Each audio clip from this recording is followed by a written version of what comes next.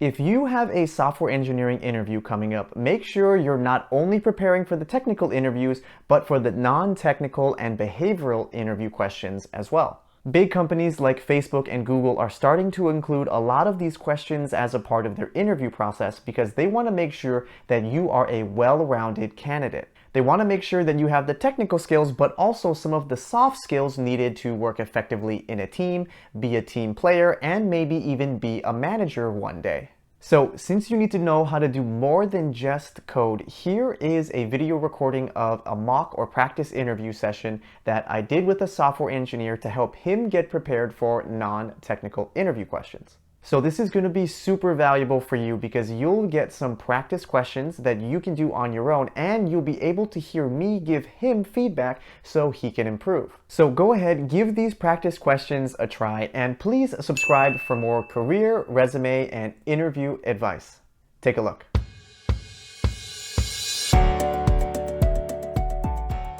All right, so let's start with some of these research or like warm-up interview questions. So Tony, thank you so much for applying to this role here at Intuit. I was very impressed by your background. I have your resume up in front of me. Can you tell me a little bit about the work that you've been doing currently at Thrive? Yeah, so at Thrive Market, I've been focusing primarily on the front end stack. And what does that really mean? Front end, now is like full stack in that we deal with a node server for server-side rendering, as well as dealing with accessibility and scaling our features in production. And most recently, in the last few months, the two things I've been primarily focused on is that we're migrating our code base from a legacy React app to a new Next.js React app. What this means is that we have a lot of patterns in place that make it easier for junior and mid-level engineers to join our company and very quickly contribute to the code base that we have versus trying to figure out a custom pattern that at this point is kind of outdated. So that's just one thing I've been doing. Another thing that I've been doing is I've been focusing on our deployment pipeline. I don't really get a lot of insight into our DevOps because they're very guarded. We're very big on security. And so only the people who need access get access. But there are still certain things that I'm responsible for when it comes to the way that our front end app works in the pipeline. And so most recently, I was working on a memory leak that we had, which for anyone who's a software engineer knows, those two words are devastating to hear. Makes every manager and CTO very sweaty and nervous. And so for about a week, I spent all my time really focused on why we were having this memory leak. And it turns out a configuration file had been changed by DevOps. I don't have a way of seeing it because, again, they're very guarded about all that stuff. They don't want anyone who, might be any potential security risk to see something, even, to themselves. And so I identified this area. I was like, well, wait a second. Did this change? How much memory do we have here? And they said, oh, we have this much. I said, oh, no. We're expecting to have 3 times that much. And so because of that, our servers were crashing and restarting over and over. And so I identified it, I rolled out a fix, and we went from like 1,000 errors a day being served to our customers to 0. It was really an incredible experience. That was really fun. Definitely sounds like it. Very, very impactful work.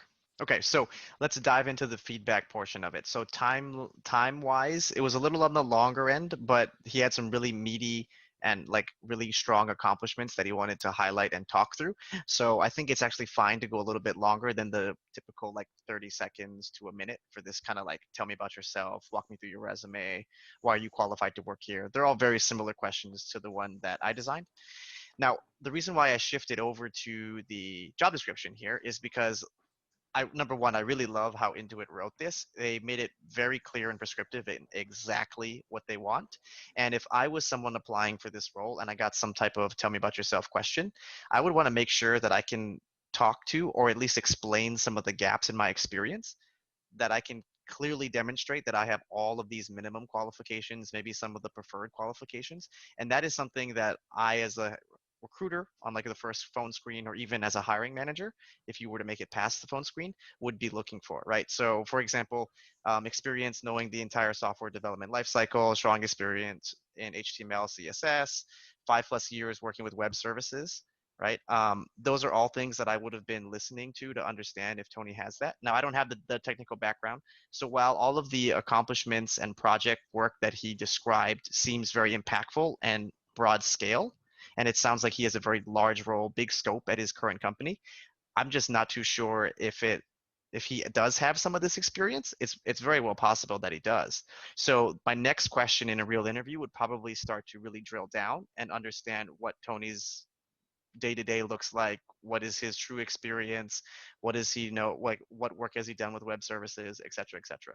So I guess Tony, in the future, I would probably guess that that's probably the next types of questions that are going to come at you.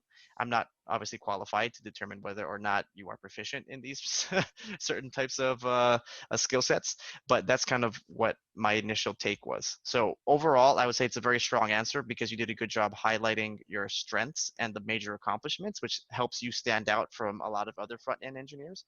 But I also think you should try and highlight some of the, I guess, like basics, right, of like what it is specifically that they're looking for. Does that make sense? Yeah, totally. Those are really good points of feedback, and I'm smiling here because literally this is how most conversations with recruiters go for me, where I kind of start with like, here's some of the big things I've worked on, and then they start to drill down into specifics after that. So that's really cool. Yeah. Oh, cool. Well, sounds like we all have very similar approaches, which I guess is a very good sign. Cool. Next question. So, Tony, I've got your resume up here. Very impressive background. I noticed you graduated from Santa Clara University, 2010, the best university on the face of planet Earth. What have you done between 2010 and 2017, which is the first role you listed on the resume? Yeah, so when I graduated Santa Clara University, I graduated with a marketing degree with a specialization in digital marketing. At the time, SEO and SEM were really cool, growing fields. There were a lot of pop up advertising shops that were starting to get a lot of traction. I had an internship with one of them. And as I graduated, I started to realize SEM wasn't really my thing. I started to go more towards SEO and social media marketing. Realized that wasn't really my thing either. It was very subjective, and I wanted to work on more objective kind of work. Kind of landed in a sales account management role, kind of far from where I started in marketing, um, and started to realize like this was a career path I really didn't want to go down. Marketing was fun in an academic sense, but the reality of a job wasn't something that was fulfilling for me. And so I made a decision to change my career. I basically moved back home and I did some part-time work while I was studying computer science. And then I also actually ended up attending a coding school, Hack Reactor, where I just kind of brushed up all of my skill sets, made sure I was up to date with modern frameworks. And then I moved into a full-time job working for Veris as a software engineer. Awesome. Cool. So this is kind of like a softball type question, which is good, like to get people warmed up. And for those folks who do have either gaps on their resume or they've strategically chose, in Tony's case, to leave off certain experiences from your resume, you probably should be prepared for this type of question. There's no wrong answer or right answer that we would be looking for. We're just looking for some type of explanation, and also we'll be keenly listening to how you are able to kind of weave and tell that story. Tony did a really good job of highlighting, well, why he ultimately made that decision, but also he talked a little bit about his experience that would be very helpful and beneficial for him as a front end engineer. So we talked a little bit about SEO, SEM, his marketing experience. I'm not sure which companies or brands or industries he had worked in, but if they were highly relevant to and into it, or they have strong brand recognition, like if he was doing marketing in like a Google or an Apple or an Amazon, um, sprinkling or name dropping those in the story also definitely doesn't hurt at all either. But overall, I think it was a very good answer.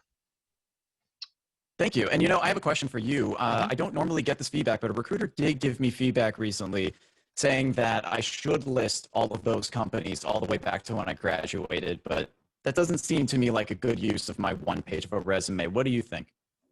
Yeah, I think certain companies have certain stances on it. Like sometimes they may just ask you one for more information so they can clearly see what your full entire work history is. But just from applying online, you do want to make your resume as relevant as possible for the role. So I do believe how you've crafted it is is the right way to do it. And it kind of proves the point because you were able to get that interview with that recruiter who obviously looked at your background and thought you would be a good fit. I do believe if you had actually listed all of the other, like all the other previous experience, I'm not even sure if he or she would have even talked to you, right? Because your resume would read almost entirely like marketing and sales.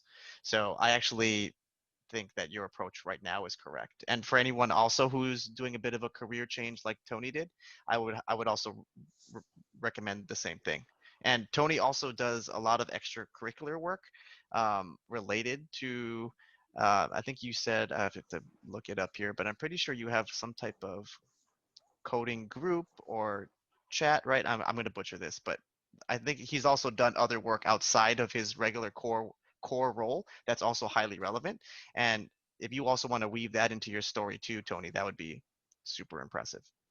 Oh, that's a good point. You know, someone told me once that if I talk too much about that stuff, some employers might get the idea that I want to be a teacher rather than a software engineer. So it's kind of turned me off from talking too much about it. Well, I mean, you did put it at the very top of your resume, so it is something that we will see. I think as long as it doesn't take all the limelight, right? And you're like talking for like 45 seconds about how great of a teacher you are, and like you get so passionate about, creating content on YouTube. I can see how if you go a little bit too overboard, it may be, sometimes a red flag. But if you can spin it in the appropriate way, right? Like, hey, look, I'm kind of late to the software game, but I really, really do enjoy this work. I love the impact, and I've been able to actually teach others how to, master certain concepts that are important to the role, like blah blah blah blah blah. That would actually be super impressive to me, right? Because then from a technical perspective, I'd be like, well, I mean, even though Tony's only got like 3 years of experience, I mean, obviously, if you can teach someone else how to do something, you must be very good at it, right? So I think that would actually speak volumes. You know, that's a good point. Someone once said, and sorry to get on a tangent here, but just this is all coming together for me, that when you have your resume, the resume is really for the recruiter to follow along as you pretty much recite back a lot of what you did on your resume. And I feel like typically, because the meetings are like half an hour, and I know there's a lot that they want to get through telling me about the company, about the role, etc. I typically kind of just let them decide what they want to ask me about versus me kind of telling them more about me, if they didn't ask for it, which is why I kind of give those big showy things up front, and then I kind of let them drive the rest of the interview. But maybe I should change that. I think it's everyone's individual style. I think in your case, you're probably well positioned to let them drive. But if you're someone who is attending a hack reactor right now and is trying to transition into this, I truly do believe, and this is what I coach all of my people who are doing career changes, you should drive that conversation, because then you can demonstrate your relevant skill set or the project work that you've been doing to alleviate any of those concerns that they may have, right? Because then their job, if they're driving the conversation, will be to poke holes in your experience and see why you're not qualified for this role because you don't have that type of experience. In your case, Tony, if they were trying to poke holes in your experience, you'd be well qualified to answer them given your 3 years of relevant experience. But for someone else coming from Hack Reactor, I think it's better if you drive that conversation. And That not to makes go sense. too far off topic again, but when you mentioned you're going to walk them through the resume and, like reiterate things that are already on there, I actually would challenge people to not do that. They've already seen the resume. And so if you just repeat stuff that's already there, it's kind of like wasting your 30 seconds or 1 minute to shine. So instead, I would try and focus on either notable accomplishments, or maybe there's a story that you need to tell with your experience, right? Like you can anticipate questions like, oh, they're going to ask me why I've switched companies like every single year. I can already know that that's going to be a question, right? Or like, I already know that they're going to ask me what I did between 2010 and 2017.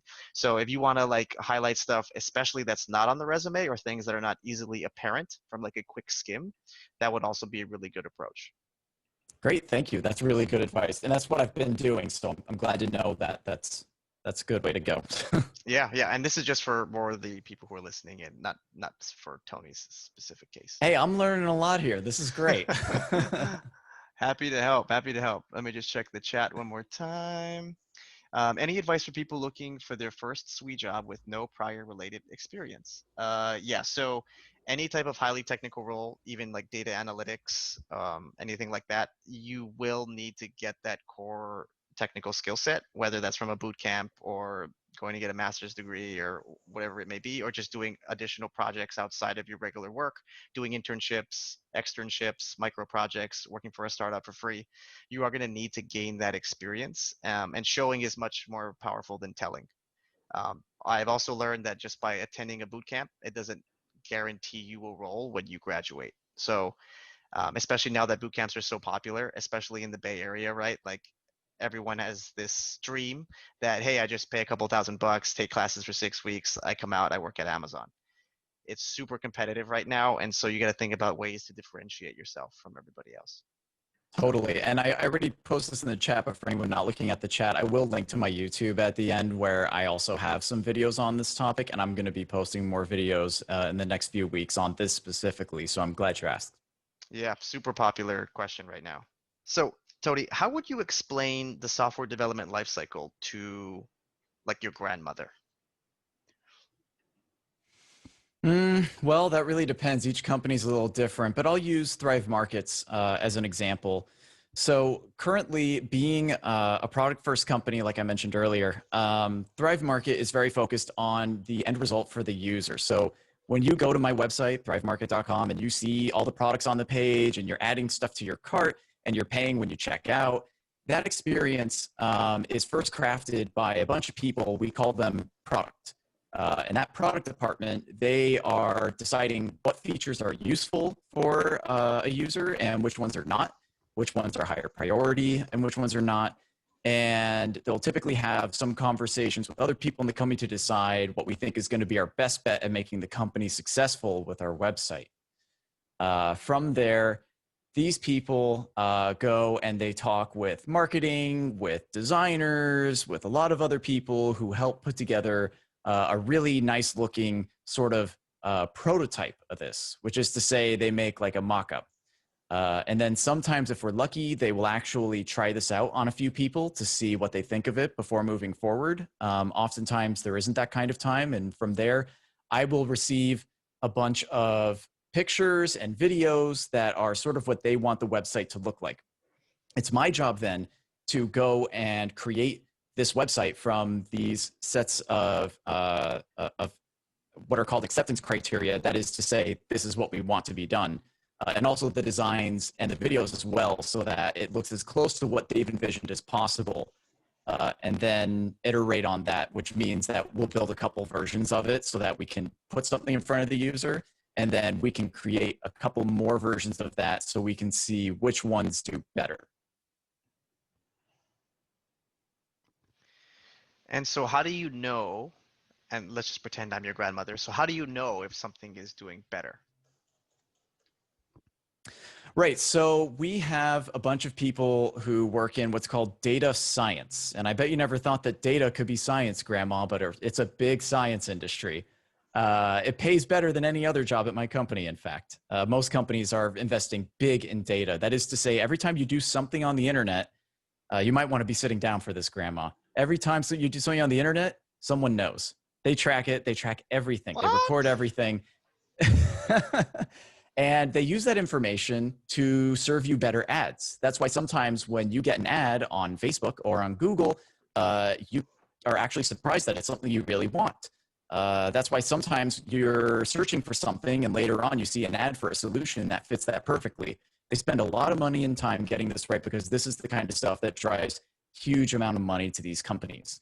And so I work with data science to help them track all of this information. So I set up events on the front end. So you click on something, I'm telling data science about it. You type something in, they know.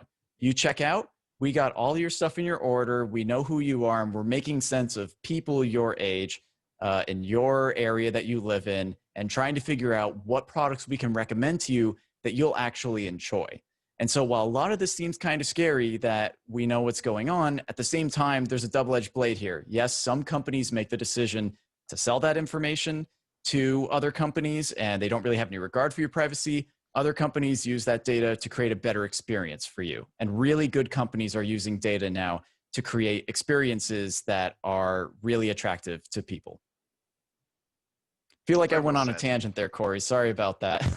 No, that's all right. I mean, it was meant to be a fun conversation as well. So, and it was a difficult question. So everyone can see in the background what I highlighted on the job description.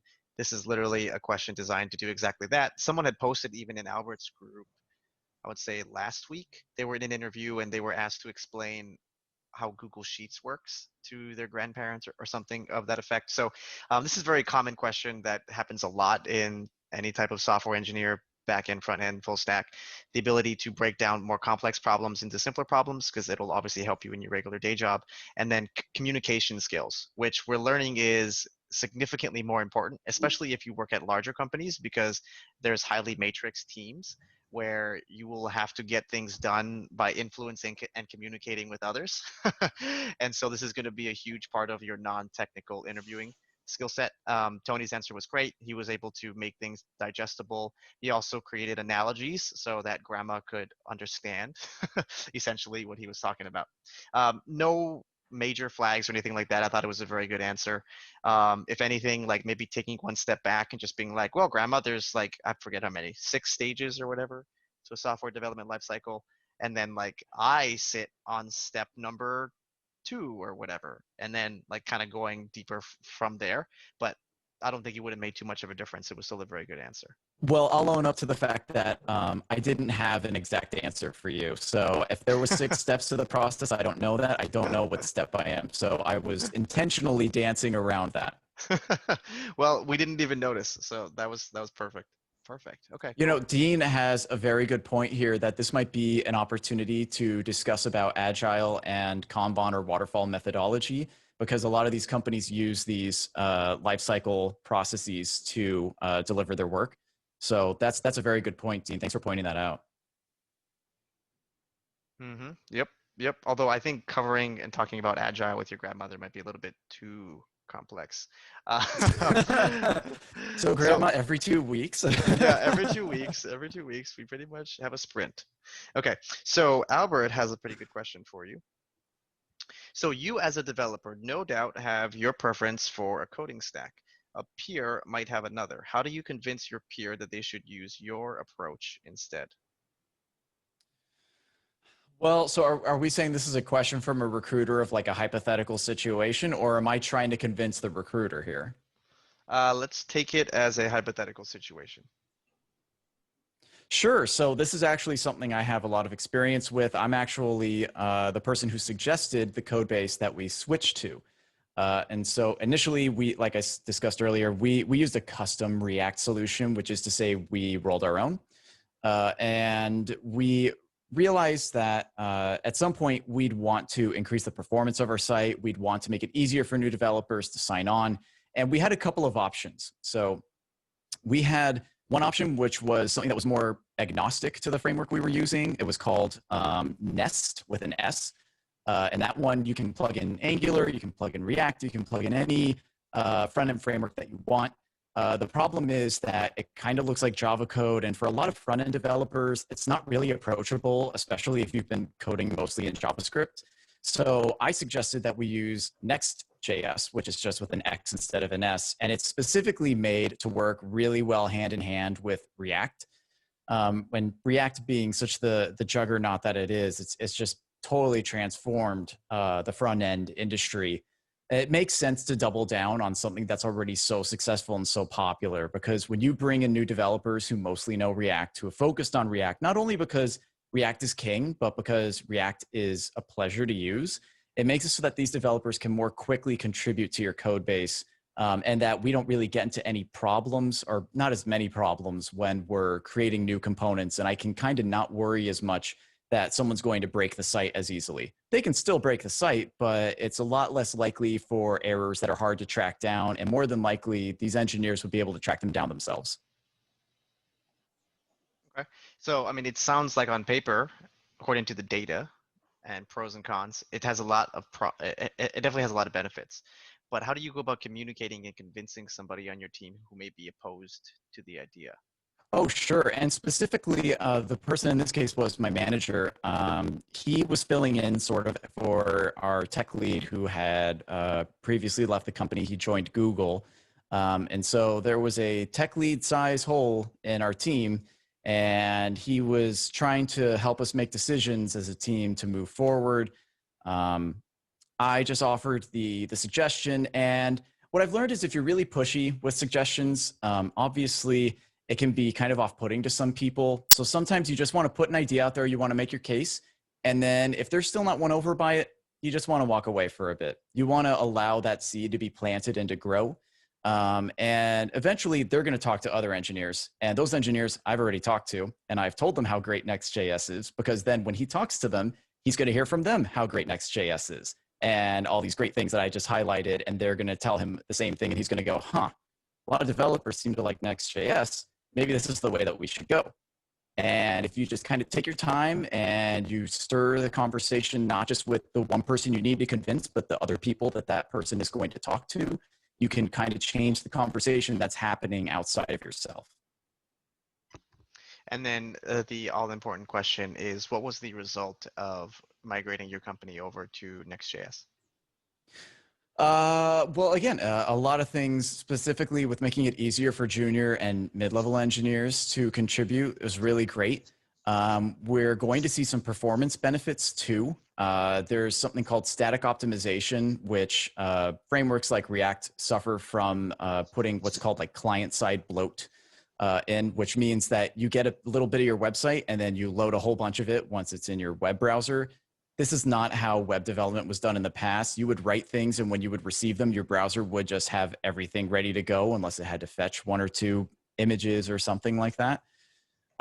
And so this kind of moves that control back to the server, which allows us to have the server render things, which gives us two advantages, the main one being SEO.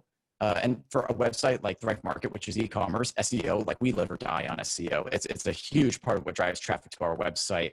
And it's extremely important that these client-side technologies get server-side rendered at least partially enough that the SEO holds up. And then also there are some performance benefits to doing the server-side render, which is that some people's computers, if they're a little bit slower, they're not going to be able to sort of evaluate all the code as quickly as if the server does it and then sends that evaluated code to them. That's a lesser benefit, but it is a nice one to have too. Okay. So this was a simpler question that I kind of broke out into a much more longer and complicated question. So thank you, Albert, for the suggestion. So what I basically turned this into was like a bit of a behavioral question, especially once you stated that, oh, this is actually something I've done before. And then you started to walk through an example. That's like a classic STAR interview technique, right? Are you familiar with this, with the STAR method? No, Okay. I've never heard of it. Okay. I So thought you meant it's just an star like a acronym. gold star. It's close. So it's an interview acronym. It stands for situation. Where's my finger? Situation, task, action, result. So it's basically a framework that you would follow to structure any behavioral interview answer. A behavioral interview answer is basically any time you draw on your past experience or you talk about something that you did. So if there's any question that's like, tell me about a time when you blah, blah, blah, it's some type of STAR interview method would be the best way to answer the question. So situation, you gave me some context of like why you wanted to migrate over, who you needed to convince, the task of like how you actually did it. We didn't really need to go down that specific route, but the action, which was the part I had you expand on in my follow-up question, which was how did you go about convincing them to actually use, I think you said Next.js. And then the R was the result, right? Which is actually the most important part of any story is the why do I care about it, right? I know you listed some benefits at the beginning, but ultimately what I was thinking you were going to talk about was how you basically increased annualized running revenue. I think that's what ARR stands for like 62 million. That's what you put on your resume, right? Like that's huge. Like from a business perspective, like yes, it's great for SEO, and yes, you were able to, you know, make people easily impact the code base, et cetera, right? But what we really care about, especially from a marketing perspective, is ROI, right? And you have a marketing background, which I also thought you were going to weave into your story as well, which would have been like a huge like 1-2 punch. Like, and I also am, you know, I came from the other side, so I understand why SEO is so important, and that also, you know, drives and helps me influence stakeholders into the appropriate business type of decisions. So I feel like your answer was good, but I think like there's definitely ways for you to have elevated it. Number one, with some structure. Number two, making sure that you get to the heart of the question, which was how do you go about influencing people?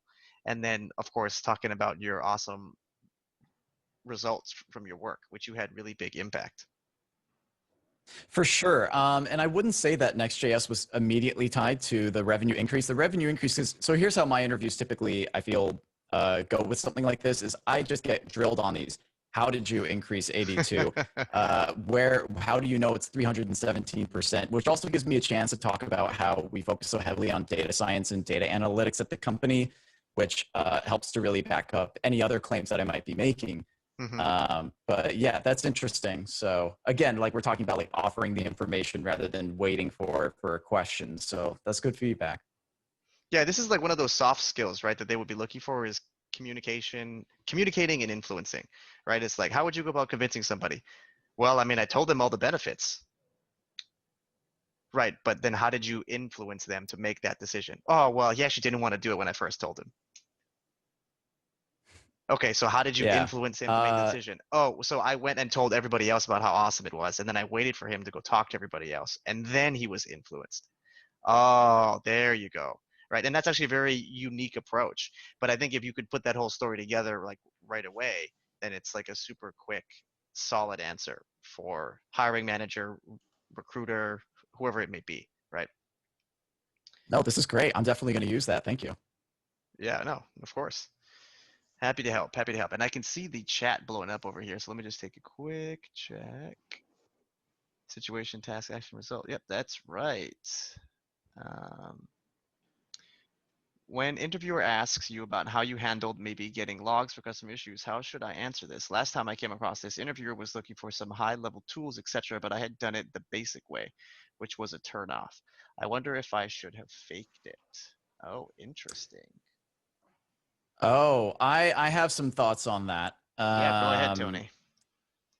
So when it comes to technical stuff, it's not good to stretch the truth too much, because if you get an engineering manager or someone then interviewing you and they drill down on that and they actually know how that stuff works, you're going to be caught out pretty quickly. So when it comes to something like how did you get customer logs? So for instance, if I was asked that question, my answer would be I've never done that. That's not part of my responsibility. And if they ask like, well, how do you think you would get them if they really wanted me to answer it? I would come up with a hypothetical. I'd say, based on my experience, I think that the best way to go about it would be XYZ.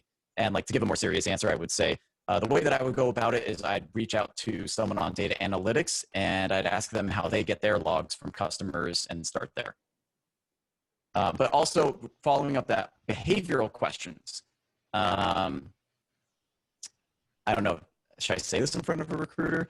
I think that a lot of times behavioral questions, some companies like seeing when you fail and turn things around, but some companies, unless you turned it around a way that was a superstar, like unbelievable kind of, thing, they don't see it as an accomplishment. And I know some companies, they like the honesty. You say, yeah, I failed, I learned from it, and next time, that's not the thing that happens. They want to see I failed, I learned from it, and I turned it around into a 10x, accomplishment.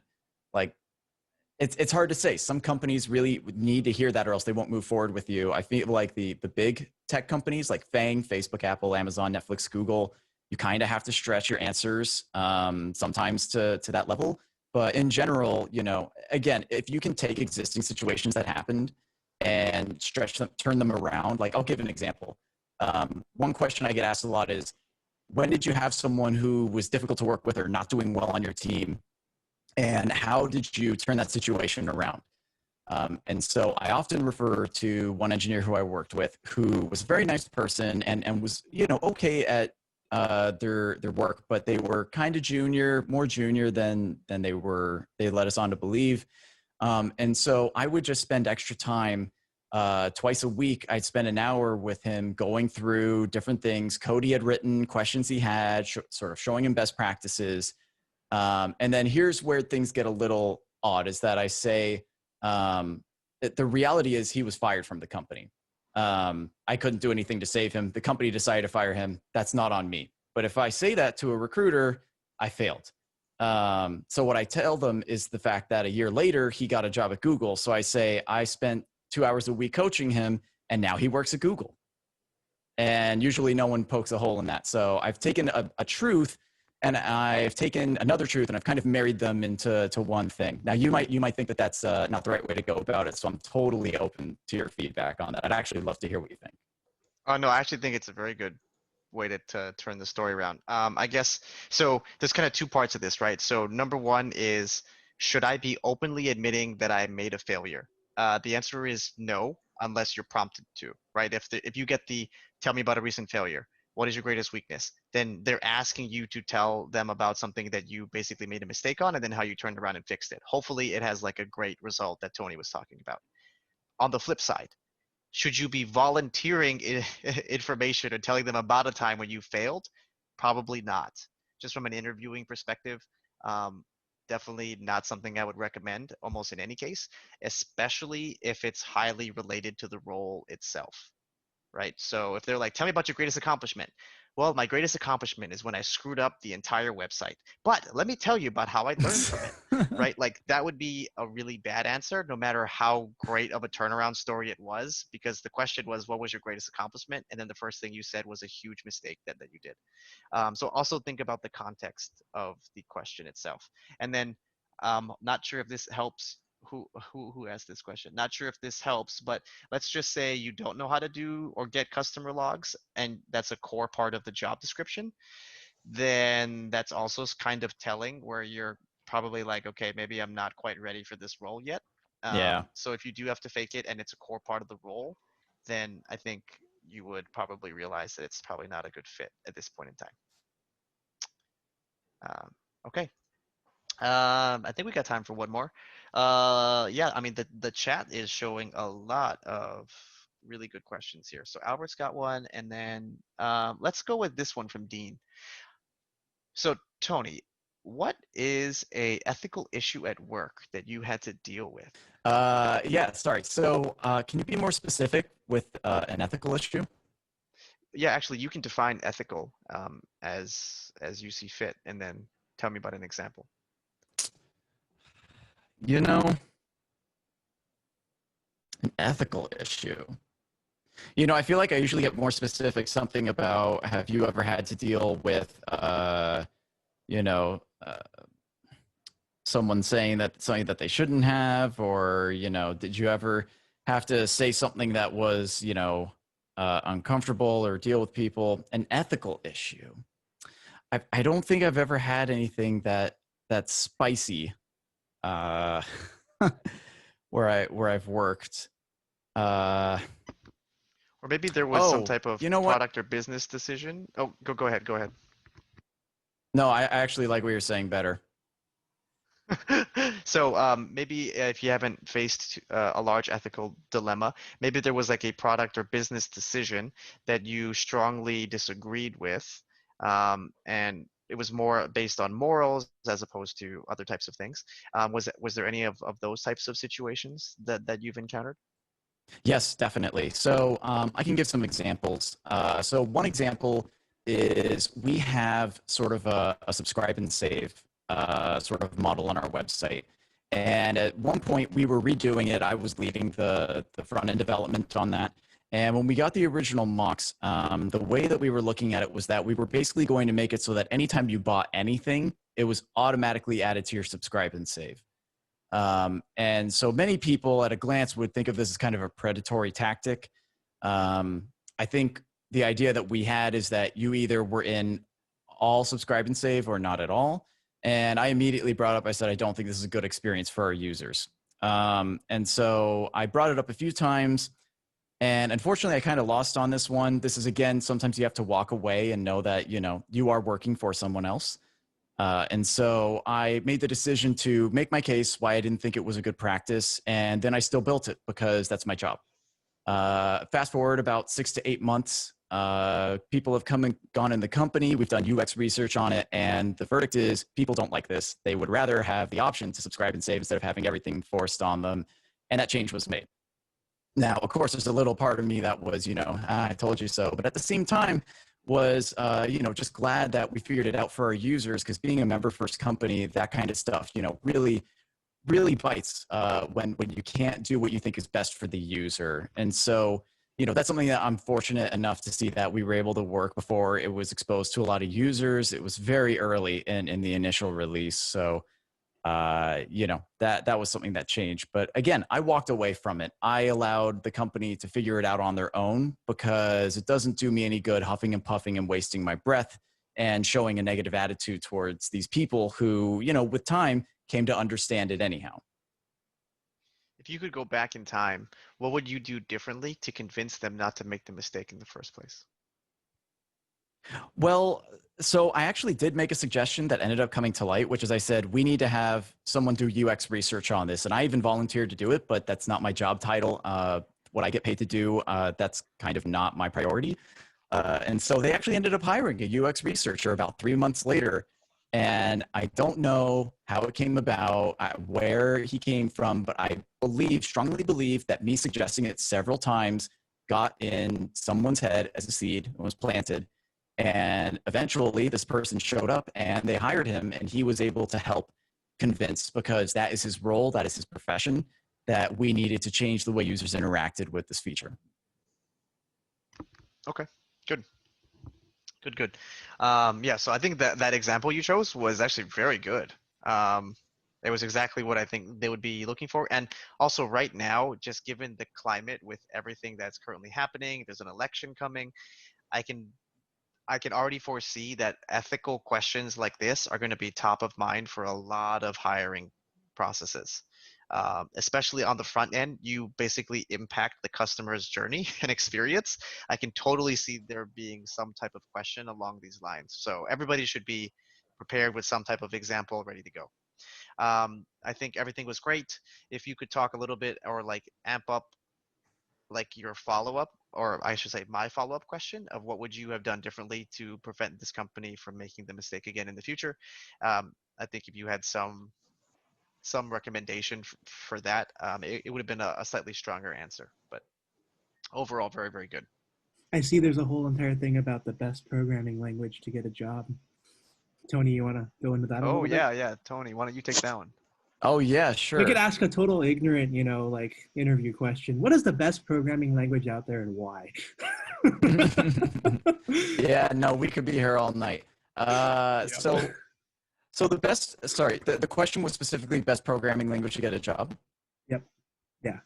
Cool. So like, let's say we have some like rookies who are watching both on Zoom and in our Facebook tonight, and they're wondering like, hey, I want to be a coder. Tony has inspired me. What is the first thing they should learn if they're going to go learn something? Yeah. So the important thing is to learn a language that that is easy to approach. So for a lot of people, Python and JavaScript, those are both scripting languages. Those are pretty easy languages to approach, and they both have a lot of code bases that need a lot of work. So a lot of jobs are out there for them. JavaScript especially is growing. I think Python was the world's most popular language last year. JavaScript was number 2. The flip side to that is that means that there are a lot of other people using those languages as well. So while there are more jobs, there may be more competition.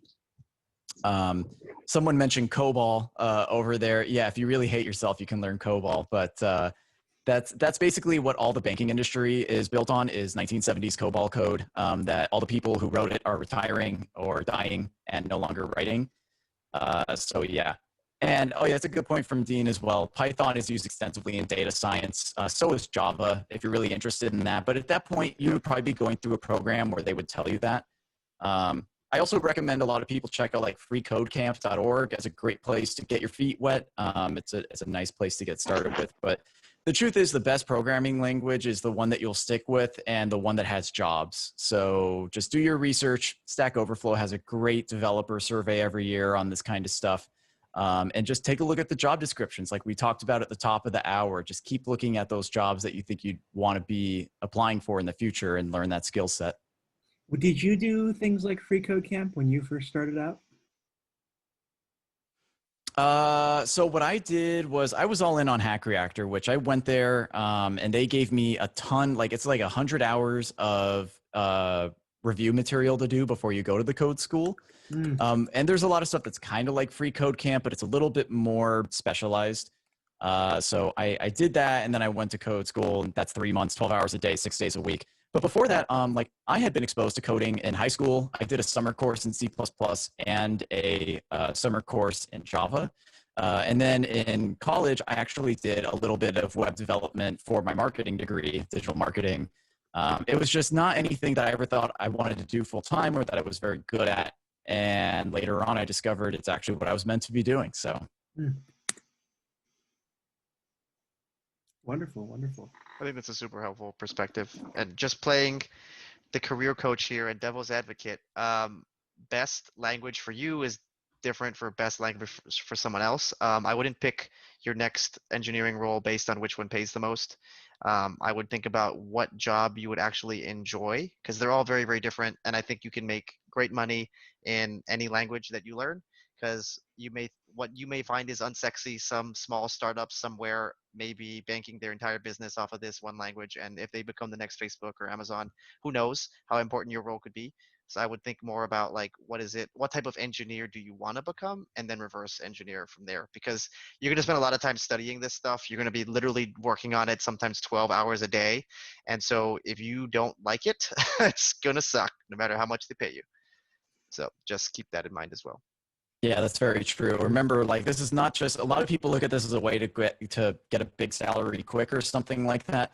There's a lot of work, and if you're not willing to deal with the frustration that comes with learning how to code and all these other problems that you're gonna have to solve on your own, you're probably not gonna make it. And you can make a lot of money doing a lot of other jobs. Sales can pay extremely well, and I always reference sales. I always forget what else I can mention, but you could be a nurse even. There's a lot of other jobs that can pay you a six-figure salary. There's a question here. Should I apply to a job if I match 60% of the job description and want to demonstrate that I can learn the rest? Because I'm interested in that domain, but I never got the chance to really work on it. From a recruiting perspective, I would say unless you have a referral, you're probably kind of just wasting your time there. 60% is not enough to cover the whole thing. If you do have a gap of 40%, which is actually kind of a lot, I would say you should probably just go out and get that skill set either from classes or just do extra work, either on your own or do an internship, work for free. There's a lot of micro internships you can find online as well. I would go down that route to build that skill set so you would be 100% qualified. Totally in agreement. If you can't really show technical skills for a lot of those things, especially if you're in a junior mid-level, you need to get a project somewhere in your portfolio to show that you've at least done some work to work towards that, to show that you have an interest in it and you're capable.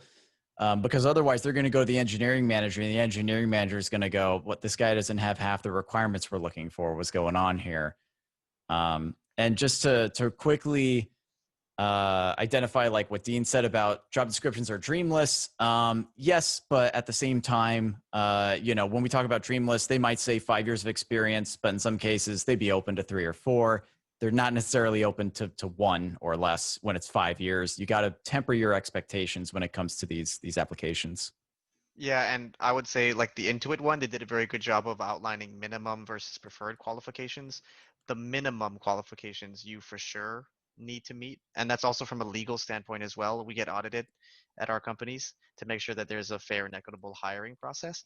So legally, if you don't meet the minimum qualifications, your company would actually be at risk if they hired you. So yeah, also one thing to kind of consider. You should at least meet the MQs. You don't need to meet everything because it is a dream list, but yeah, MQs for sure. Oh, there was something about, are there any major differences when interviewing for mid-stage company versus large FANG? I'll cover that briefly. I have more videos about this kind of stuff on my YouTube, and I have more coming, so please subscribe and you'll get to learn more about that because I have interviewed at both. Basically, yes, they're very different. They can be similar. Typically, you'll see like anywhere between 3 and 5 hours of interviewing. Sometimes it's compacted into one day. Sometimes it's split amongst a couple days, especially right now with the illness going around. Basically, I like how you call it an illness. Yeah, don't say the other word. You'll get demonetized on YouTube. Okay. Yeah, there's a reason I use that word. So basically, the difference is the FANG company, they're very set in pretty much having leak code being a big part of their application process, and there are going to be behavioral questions nowadays. A mid-sized company might be more focused on giving you like a real problem to deal with, like, hey, show me how to fetch something asynchronously and then map it into a React component. Something that's a little bit more the actual work you would be doing. And so I think mid-stage companies typically have, I don't want to say an easier interview process, but a more applicable interview process, in that they'll actually ask you questions related to the work you're doing. Meanwhile, a FANG company is a little bit more focused on kind of trying to keep up with all the other FANG companies and, kind of, oh, well, they're asking leak code. Well, we'll ask leak code that doesn't exist yet. And, oh, well, they're asking dynamic programming. We're going to ask dynamic programming, for a front-end web job. Okay. But that's the game if you want to get a job there. So